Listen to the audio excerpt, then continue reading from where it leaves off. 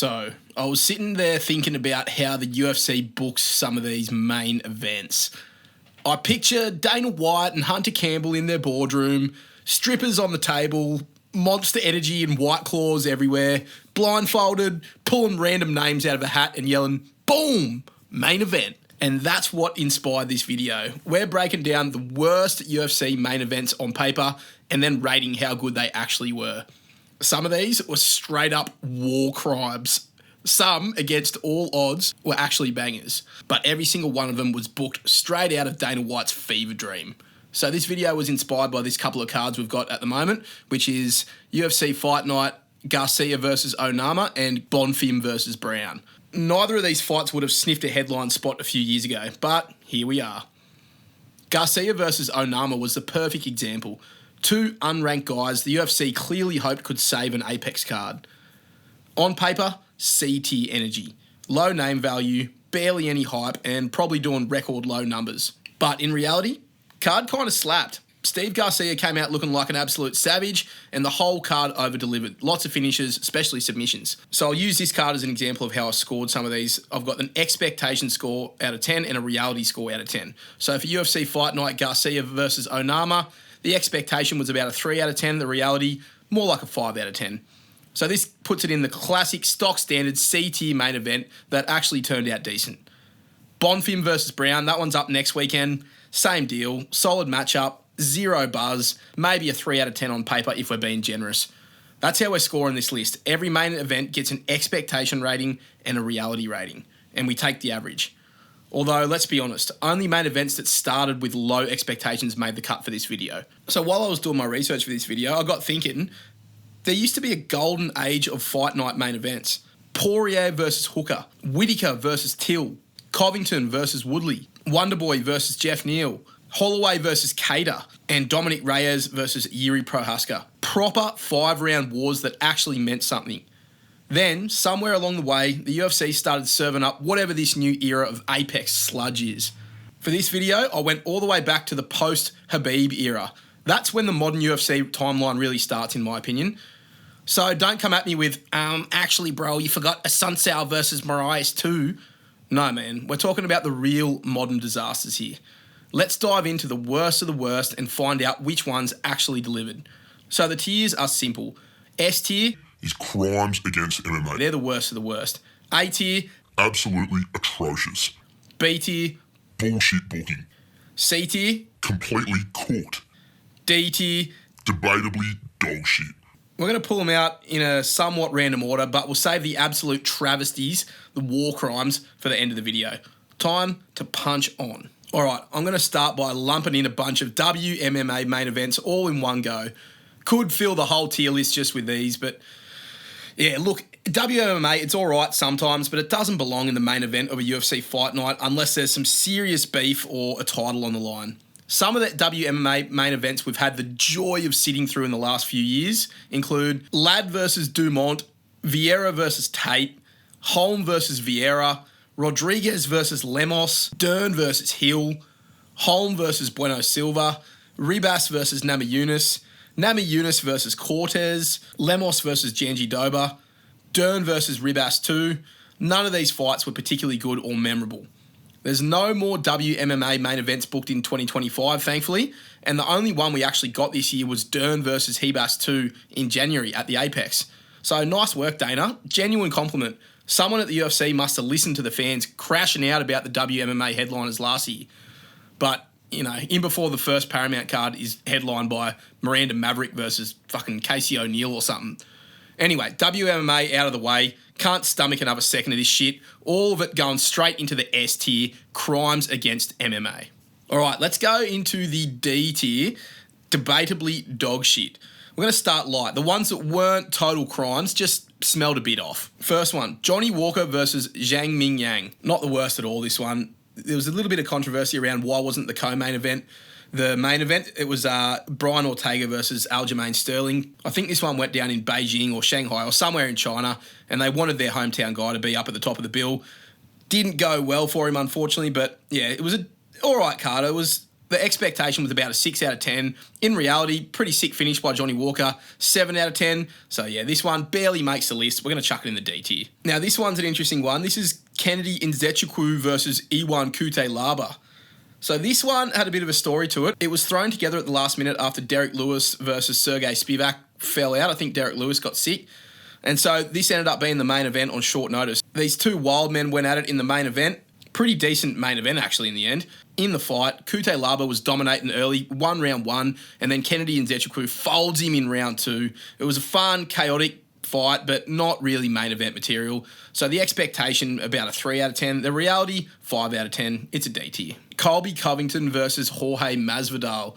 The last one in the D tier. The fake grudge match of the century. The definition of all bark, no bite. Nah, look, Colby pretty much just out-wrestled Masvidal in this fight. Masvidal had his moments, but then it fizzled out later in the fight. It was a decent fight, but a pretty shit build-up. One of the reasons why this one scores pretty low is because it was a main event of a pay-per-view and it was no title on the line or nothing like that.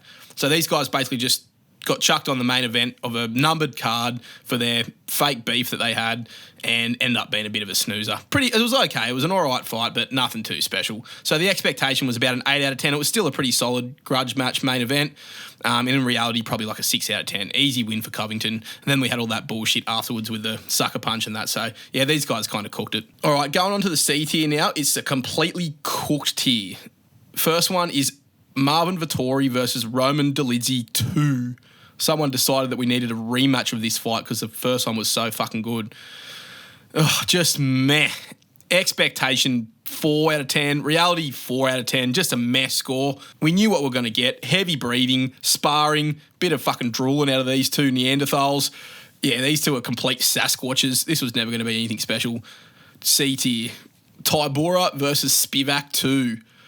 This was the rematch that nobody asked for. Two fridges fighting over a cheeseburger in the octagon.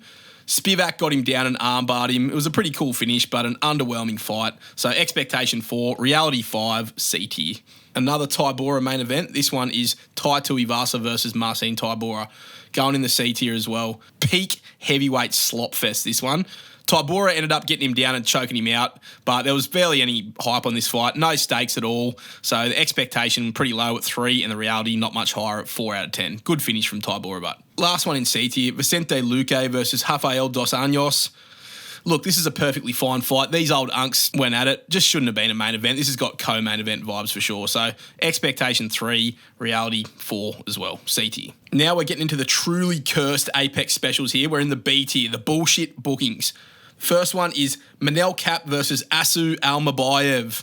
B tier for this one. Absolute garbage booking. There was an eye poke, an early stoppage, completely anticlimactic of an already not very hyped card. Look, Kape had a bit of name value and Almabayev was pretty unknown, so the expectation was about a 5 out of 10. In reality, it was a 3 out of 10. Shit stoppage and, yeah, dog act from Kape. Another B tier one, Alex Perez versus Tatsuro Taira. Good idea on paper this, but a pretty weird finish in reality. Like, I get it. Tyra's a pretty cool prospect. He was up and coming. He was the next hot thing. Alex Perez, never ideal when you see him in the main event. But even then, it was still a pretty big step up for Tyra. But in the end, Perez's knee gave out in round 2 or something, and Tyra wins a really underwhelming performance. So the expectation is, all right, 6 out of 10. In reality, 4 out of 10. We're going B tier for that one. Next up, UFC Fight Night, Rosenstrike versus Gaziv. Shamil the Meal Deal Gaziv melts in round 4 like a grilled cheese sandwich. Somehow this main event both over-delivered and under-delivered. It was a highly entertaining, bizarre main event, complete clown show. Gaziv nearly had a heart attack in the cage, and yeah, this one, I won't forget this one. This was very memorable. So expectation about a 1 out of 10. I'd never even heard of Shamil Gaziv before this main event. But in reality, we got a pretty memeable moment in the UFC, so we'll give it a 5 out of 10 for reality. Now I'm going to chuck in a couple of Chris Dorcas main events. What the fuck was this guy ever doing headlining UFC cards? The Dorcas double feature. It is UFC Fight Night, Derek Lewis versus Chris Dorcas, and then Blades versus Dorcas. The Dorcas double feature. Absolute cinema. Comedy bookings, these ones. 2 knockouts in a row. For some reason, they saw him get knocked out by Derek Lewis and went, oh, I know what we should do. We should put him in another main event against Curtis Blades. I suppose Curtis Blades' hands weren't as well known as Derek Lewis's, but yeah, you don't need to have famous hands to sleep Chris Dawkins. So yeah, expectation 1 out of 10. In reality, pretty entertaining. Both of them 5 out of 10. All right, now we're cooking. Moving into the A tier. Absolutely atrocious. The ones that made us question the UFC matchmaking algorithm. First up, Nicolau versus Perez. It was supposed to be Nicolau versus Cap, which is not much better, but Manel Cap pulled out and Alex Perez stepped in. Boring for a round and a half, saved by the KO at the end. So, yeah, expectation 1. In reality, probably more like a 4. But, yeah, absolute hot garbage, this one. Next up, Song Yadong versus Chris Gutierrez. Wait, this was a main event? Jesus, that must have been a slow news week for the UFC, that one. Turns out Song Yadong just tees off on him while Gutierrez circles the fucking octagon like a Roomba robot. Shit fight. Good performance from Song Yadong. So expectation 1 out of 10. In reality, not much better. 3 out of 10. Next up in the A tier is another double feature. It is the Anthony the Armadillo Smith era. So UFC Fight Night, Smith versus Spann, and somehow Smith versus Devin Clark. Yes, Devin Clark and Anthony Smith headlined a UFC Fight Night. Look, they get a couple of bonus points because Anthony Smith had a decent win in both fights, but they were both completely pointless fights. Don't know what Anthony Smith did for the UFC to make them love him so much, but here are his main events. And he gets the win, I suppose, so good on Anthony Smith. Very low expectations for this. I had an expectation of about 1 out of 10. In reality, good performances from Smith, so we'll give it a 4 out of 10 for reality. And the final one for the A tier, Tatsuro Taira versus Park Hyun Sung. Yep, another one where you're like, wait, seriously? Park Hyun Sung headlined a UFC card? Yeah, it was another late notice step in. It was supposed to be Amir Albazi versus Tatsuro Taira. The card collapsed. I think Park Hyun Sung had another fight, but he got promoted to the main event. Thankfully, Tatsuro Taira put us out of our misery early and salvaged the card. He got a finish in round 2, I think, by some sort of choke. Complete letdown. Expectation 2 out of 10. Reality 3 out of 10. All right, and now here we are at the S tier, the crimes against MMA. These are the top 3 worst on paper main events in the recent UFC era. Dana was on some good shit when he put these ones together, hey. This is Dana fully limit testing the faith of the UFC hardcore fans because you have to be a hardcore fan to like some of these ones. But here we go. There might be a couple of surprises here because 2 out of the 3 final fights are main events of pay-per-views. So interesting. The first one, Diaz versus Ferguson. The full-blown chaos card. The most chaotic card in UFC history. This is the card where Khamzat had his weigh-in meltdown, missed weight by 10 pounds, was supposed to be fighting Nate Diaz for some reason in the main event. Don't know what they were thinking booking Khamzat versus Nate Diaz when Nate Diaz was about 47 years old. Khamzat somehow manages to fuck up the easiest payday of his life, misses weight, they end up putting him in against Kevin Holland, and then Tony Ferguson, who was supposed to be fighting some other random old bum, gets promoted up to the main event against Nate Diaz. So somehow both Tony Ferguson and Nate Diaz got saved by this collapse. But yeah, Nate Diaz ends up submitting him in round 4 or something after boxing him up, and this was part of Tony's legendary demise. So even that, it was terrible. I'm an OG fight fan as well. I like Nate Diaz and I like Tony Ferguson. But this was like a couple of old geriatric fucks fighting over a fucking lawn bowl or something at the club on a Sunday. A full symbol of the UFC losing the plot in the recent era. Expectation 1 out of 10. Reality 3 out of 10. S tier. Speaking of S tier, the mother of the fights that nobody asked for, John Jones versus Stipe Miocic. Completely bullshit, fan-destroying, unnecessary legacy fight that nobody asked for. Froze the heavyweight division for multiple years. Completely stagnated Tom Aspinall's career. Basically made him get out of his prime. And yeah, nobody fucking wanted this fight. John Jones, fuck you. You completely cooked the timeline of the heavyweight division by asking for this fight. And Dana, for letting it happen, you can go get oiled up as well. So this one, a monument to the cookness of the UFC, this card. Ended up being a pretty solid performance from Jones, a good spinning back kick. I'm going to go expectation -5 out of 10. This made a lot of people fucking furious that this fight was booked not only once, but then Jones gets injured and then they book it again for a whole year later. Yeah, fuck this fight. Reality, 5 out of 10, fuck it. It's got to be a 0 overall because this fight completely set back the whole UFC for multiple years. And finally, the most cooked on-paper main event in the recent era, even more cooked than both Diaz versus Ferguson and Jones versus Miocic. The most cursed, apex main event that crowned itself the king of disasters in the recent UFC era. It is UFC Fight Night.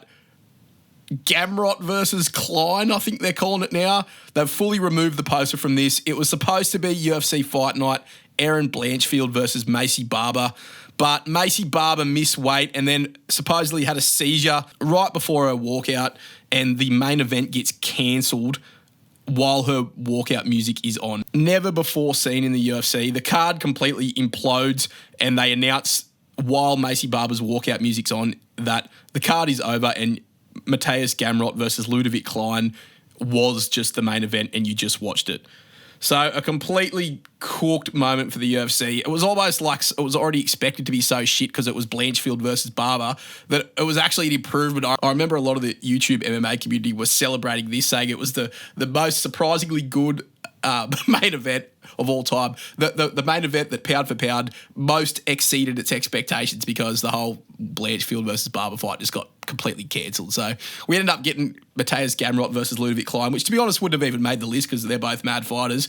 But the fact that it was supposed to be Blanchfield and Barber and then it got cancelled while they were waiting for her to walk out and then they just ended the stream. That's got to be an expectation of 1 and a reality of -5. This has been the most cooked on paper main event disaster of recent UFC memory. So if you got some better ones, make sure you let me know in the comments. So there it is, the Hall of Fame of bad UFC main events on paper in the recent UFC history.